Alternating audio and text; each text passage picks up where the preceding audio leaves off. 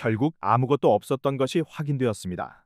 죄가 없었던 것이 아니라 아예 사건 자체가 없었습니다. 그것도 대북 송금 한 건이 아니라 그렇게 떠들어대던 대장동 또한 성립 자체가 안 되는 일이었다는 검찰의 폭로가 터져나온 것입니다. 까불던 박상영이 큰일 했습니다. 윤석열이 우상이라던 그는 결국 윤석열처럼 보수를 괴멸시키는 트로이의 목마처럼 된 것인데요. 하지만 검찰 내부 폭로가 계속해서 터져나오는 가운데 예상치 못한 상황에 현장 기자들이 경악을 금치 못했다고 합니다. 얼마나 심각한 상황인지 영상으로 함께 확인해 보시겠습니다. 어제는 이제 그저께는 대북 송금 관련해서 깊이 있게 다뤘잖아요. 네. 어제는 이제 대장동, 위례 신도시 이쪽 관련해서 깊이 있게 좀 다뤘습니다. 윤석열 정부가 들어서고 대장동 수사팀이 갈려요. 네, 원래 이제 대장동은 1기 수사팀이 있고 문재인 정부 시절에 윤석열 정권으로 바뀌고 2기 수사팀으로 바뀝니다. 기존 수사팀 너네 나가. 그렇습니다. 새로 투입. 바뀌어요. 네. 이거 되게 중요합니다. 그런데 1기 수사팀이 수사를 했을 거 아니에요. 대장동. 그렇죠. 네. 수사를 했는데 이게 핵심이거든요. 이재명 관련한 혐의를 단 하나도 밝히지 못했다고 했어요. 이게 핵심이야 임마. 네. 근데 뭐 혐의점이 없어. 근데 왜 이기 수사팀은 갑자기 이재명을 잡아 대장동으로? 말이 안 되잖아. 그렇죠. 여기서 뭔가 혐의점이 나왔어. 근데 수사가 진척이 안 돼. 수사팀 갈아서 이재명 잡아. 100번 양보하면 이건 내가 이해된다고 봐. 1기 수사팀에서 아예 없었다니까. 뭐 이재명, 정진상 이런 혐의점이 없었다고. 근데 윤석열 정권 되고 수사팀을 갈아버리는 거야. 그때는 그러니까, 또 나와. 그러니까 뭐야? 답을 이재명 잡기용으로 만들어 놓고 시작했다는 거야. 그렇죠. 예. 이 관련해서요. 이번 국정조사에서 1기 수사팀 책임자가 이 증언을 했어. 이게 왜 이렇게 이슈가 안 되나 모르겠습니다. 자, 그 장면 영상으로 보겠습니다. 정용환 검사님, 1기 대장동 수사하셨죠? 예. 예. 1기 대장동 수사할 때 이재명, 김용, 정진상 혐의가 있었습니까? 1기 수사팀에서는 특별한 혐의점을 발견하지 못했습니다. 1기에서 수사하셨습니까? 예, 그렇습니다. 어디 수사하셨습니까? 저는- 대장동? 예, 저는 대장동 본류라고 불리는 그 부분에 대한 수사를 담당했습니다. 1기 대장동을 수사했고 1기 대장동 수사하는 와중에 김용도, 정진상도 그리고 이재명도 혐의점이 없었다 이 말씀이시죠? 저희로서는 혐의점을 발견하지 못한 상태였습니다. 네. 와, 이 새끼들 이거 다 잡아넣어야 돼. 이 검찰청 없애야 된다고 내가 얘기했지. 정말 중요한 얘기고요. 와. 저 정용환 검사 이름은 좀 다들 기억해 주시면 좋겠어요. 지금 많이 응원하고 좀 격려를 해줘야 될 검사입니다. 지금 서울고검 차장인데요. 네. 지금 이 관련된 감찰 사건들이 있잖아요. 그것도 지금 책임지고 있고 지금 얼굴이 보면은 막 피곤하고 고생한 티가 나잖아요. 진짜 애 많이 쓰고 있어요. 아, 그리고 서울고검 그 TF에서 지금 감찰하고 있는데 이분이 하고 예, 있는 거예요? 예. 왜 이렇게 못해요? 근데 그거는 뭘. 너무 늦는 거. 나 그거에 대해서 제가 한 아니, 말씀 아니. 드리면 그거 이따가 할 거예요. 좀 아, 이따 네. 하시고 그리고 이제 이게 어제 이용우 의원 질문하는 과정이나 다른 의원들 이렇게 질문하시는 과정들을 쭉 봤는데 그 이제 대표적으로 강백신 어미준이가 나와가지고 예. 뭔가를 물어보면 예. 너네 왜 이상한 거 이거 가지고 이게 지금 이게 압수물 할 수 있는 거야? 이게 맞아? 뭐 이렇게 얘기하면은 계속 핑계대는 게 그거는 일기 때 한 거를 저희가 나중에 발견한 겁니다라는 말을 계속 앞에다 붙입니다. 그 이유가 있는 거예요. 말씀처럼 네. 일기 때 나쁜 짓을 한 것처럼 그러니까 지네가 나쁜 짓 한 거 알아. 그런데 그걸 일기 핑계를 대는 거야. 네. 그걸 좀 유념해서 보셔야 될 것 같아요. 아, 이 진짜 중요한 장면 네, 있잖아요. 네. 봐봐. 아니, 이재명 혐의점 자체가 없어. 근데 왜 수사팀을 바꿔서 이재명 수사를 하냐고. 이 미친놈들입니다, 이거는 그러니까, 진짜. 예. 여기 이제 본질입니다. 네. 자, 그리고 나서 이제 정권 바뀌고 2기 수사팀이 들어왔죠. 네. 들어와서 그놈들이 이제 공소장을 만들었는데 이재명 대표에 대한 대장동 관련 공소사실 굉장히 중요한 대목이니까요. 요거 좀 소개 부탁드리겠습니다. 네, 정진상 실장이 대장동 수익 일부인 428억 원을 나눠 갖기로 했다고 이재명 당시 성남시장에게 보고해 승인을 받았다. 요게 이제 공소장에 들어가 있는 공소 사실이야. 이기 수사팀 이기 수사팀. 네. 검사들만 바뀌었는데 갑자기 이재명이 나타나는 거야. 맞지? 네. 자, 공소 사실 100번 양보해서 이게 뭐 공소 사실 어떤 혐의점이 나왔다 칠게. 네. 자, 그러면 사실 여부를 떠나서 이렇게 공소장을 작성하려면 최소한 정진상에 대해서는 조사해야겠지. 보고했다면서요. 다시 한번 올려주세요. 자기들이 봤을 때 보고했다면서. 방금 거 올려주세요. 주어가 정진상 실장이 정신상 실장이잖아. 네. 그러면 사실 여부를 떠나서 최소한 정진상 실장은 조사해야겠지. 당연하죠. 너무 당연하지. 네. 뭐 내가 물으면서도 한심하게 느껴지고 너무 당연한데 정진상에 대해서 조사조차 하지 않았다는 거예요. 요것도 이번에 국정조사에서 나왔습니다. 자, 그 장면 함께 보겠습니다.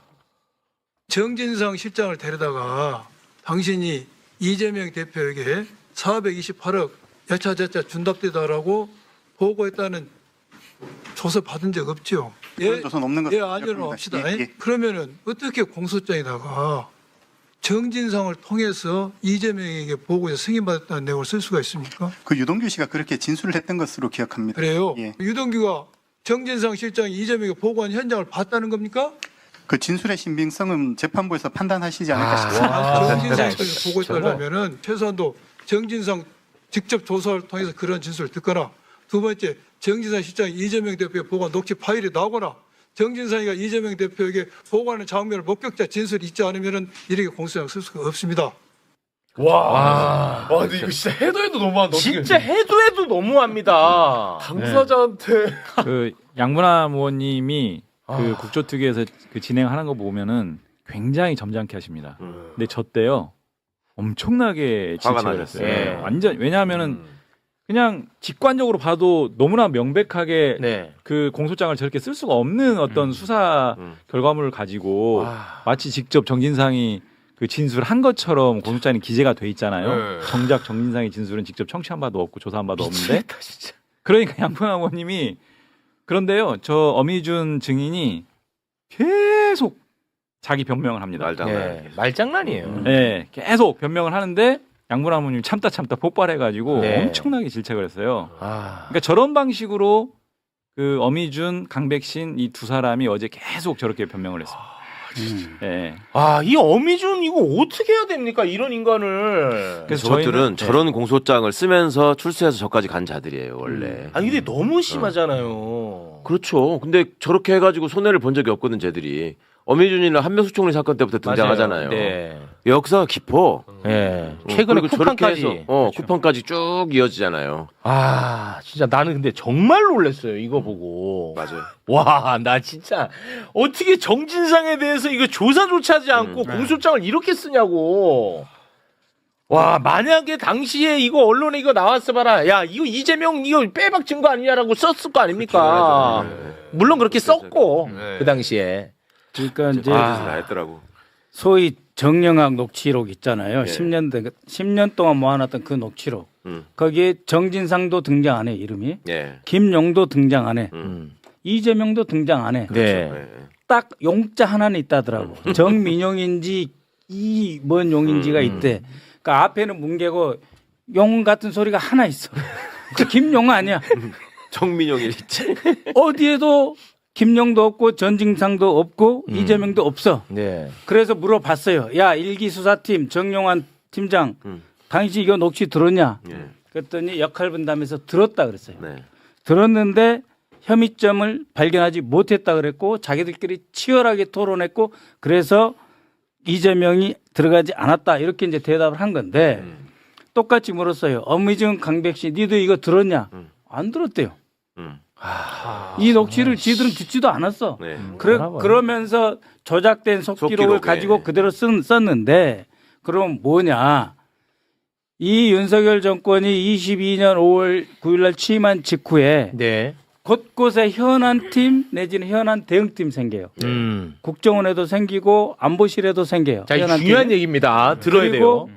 이 검찰에도 현안 팀이 생겨요. 음. 이 자들이 바로 어미준, 강백신 플러스 6명인가 다른 검사들이 들어와. 해가지고 그 팀에서 하는 일이 22년 5월부터 7월까지 즉 정용환 수사팀 그대로 살아있는데 눈이 시퍼렇게 살아있는데 그 자료를 다 갖다가 지들이 열람하고 보고 그때부터 조작질을 시작하는 거예요. 그렇지. 미리 이재명 와요, 잡기 미리. 위해서. 그런데 이 현안이라는 건 다시 말하지만 그렇지. 옛날식으로 말하면은 청와대 하명 수사예요. 아.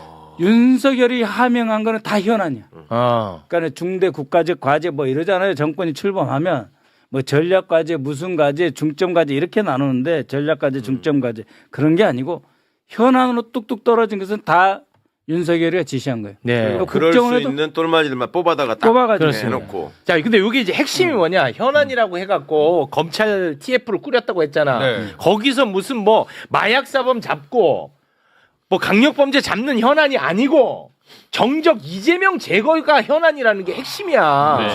그러니까 예, 출범하자마자. 모든 감사원도 현안이- 마찬가지지. 예. 모든 현안은 일이 이재명 다 작품. 그런 거고. 예. 이게 시기적으로 이제 잘 봐야 되는데요. 아. 그러니까 아까 그 정용환 지금 서울 고검장 직무대리거든요. 차장검사인데 네. 네. 어쨌든 그 일기 수사팀을 이끌었어요. 그런데 22년 7월까지 일기 수사팀이 살아 있습니다. 살아 있어. 어제 확인한 바는 2기 수사팀 22년 5월 달에 정식 발령도 아니고 그렇지. 직무대리로 갑자기 투입돼요. 음. 그런데 어제 진술은 강백신, 엄희준 진술은 송경호 중앙지검장의 지시를 받았다. 발령은 고검장, 서울 고검장 발령을 받았고 그러면 직무대리거든요. 그것도 소속이 공판부예요. 공판부는 재판하는 거고 형사재판. 그렇죠. 수사는 내 팀이 아니죠. 와가지고 서울중앙지검 업무지원 형식으로 지시를 받고 왔다는 거예요. 음. 근데 그 중앙지검 업무지원의 핵심은 결국 대장동 사건 검토. 이재명 잡기. 그래서 저희가 지금 세밀하게 보는 지점이 1기 수사팀에서 2기 수사팀으로 이 넘어가는 이 과정을 네. 이제 현미경을 가지고 이제 다음부터는 봐야 돼요. 제가 어제까지 확인한 것은 와서 최초로 한 일이 뭐냐라고 했더니 검토 보고서를 작성했대요. 기록을 전자기록을 쭉 보고 검토 보고서를 작성해서 중앙지검장한테 순차적으로 보고했다. 그래서 제가 그 검토 보고서에 그게 어떻게 보면 첫 보고서일 거 아니에요? 그네들이 투입된 도 이재명 대표에 대한 혐의 여부에 대해서 기술을 했냐 안 했냐 그랬더니 이걸 계속 추궁했어요. 여기서부터 말을 더듬어요. 말이 꼬여버렸어. 그래서 그렇지. 이것은 계속 간다 다음에도. 그렇지. 이거는 내가 볼 때 사이즈가 너무 커서 이거 특검의 그 영역입니다. 제출 요구했어요? 보고서 자료 제출 요구. 그때 당시 이네들이 생산한 모든 자료들을 제출하라고 요구했고 네. 정회 시간에 현 중앙지검장이 오더니 자료가 없답니다.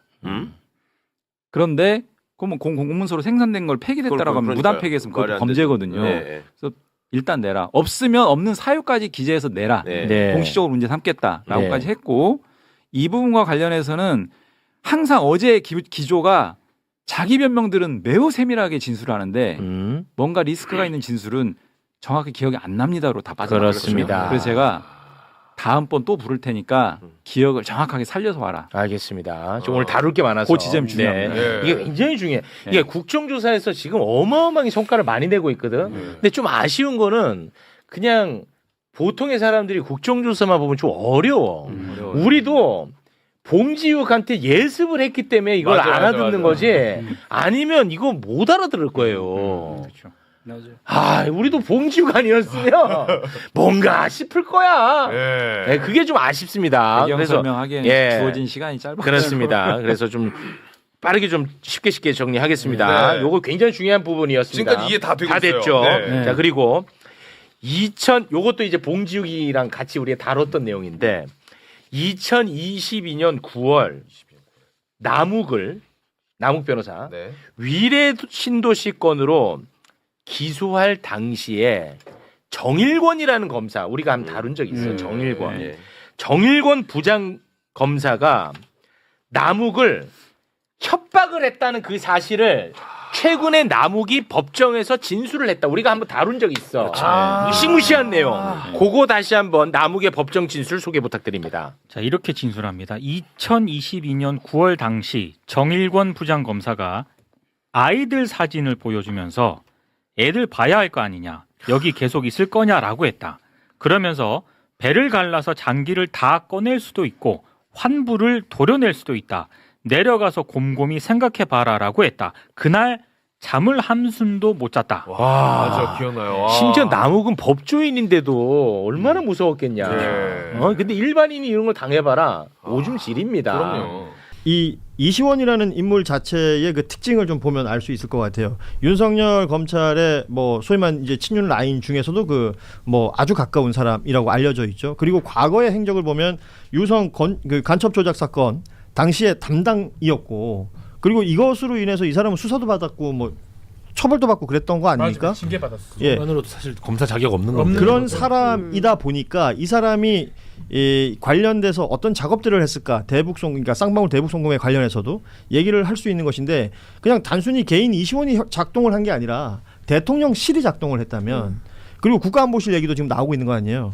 그러니까 이런 것들을 다 들여다봐야 되는데, 이런 어떤 정황에 대한 포착은 있으나 수사 실무진 차원에서는 지금 한계가 있다. 그렇죠. 이게 근데 저는 사실 좀 그런 생각 들어요. 검사하던 방식으로 하면 돼요.